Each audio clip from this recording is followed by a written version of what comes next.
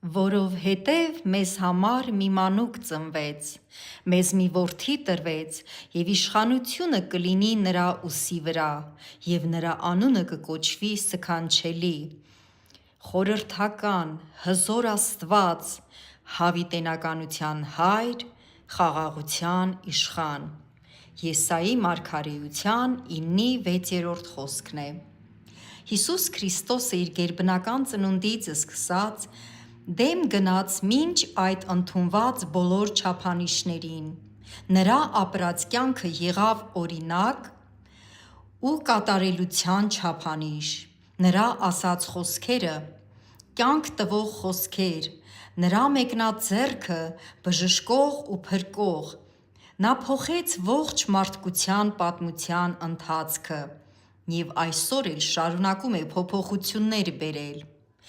Պատահական չէ, որ հրեշտակներն այս խոսքերով ավետեցին Հիսուսի ծնունդը. «Մի վախեցեք, որովհետև ահա մեծ ուրախություն եմ ավետում ձեզ, որ բոլոր ժողովրդին պիտի լինի. այսօր փրկիչ ծնվեց Դավթի քաղաքում, որը Քրիստոս Տերն է»։ Ղուկաս ավետարան 2:10 և 11 համարներն են։ Այս ուրախության ավետիսն այսօր նաև մերն է։ Չվախենալ, որովհետև Փրկիչը ծնվել է։ Նրա ծնունդը ինչպես փոխեց մարդկության պատմության ընթացքը, կարող է փոխել նաև յուրաքանչյուր անհատի կյանքը, ազատելով մեղքից, կապվածություններից, վատ սովորություններից ու փոխարենը տալ իրական ուրախություն, հանգստություն և խաղաղություն։ Թույլ կտա՞ս, որ այս ամանորն ու Սուրբ Ծնունդը փոփոխություն բերեն քո կյանքի մեջ։ Հավատքով ասա այս խոսքերը Սուրբ Ծննդյան հոբելյարին.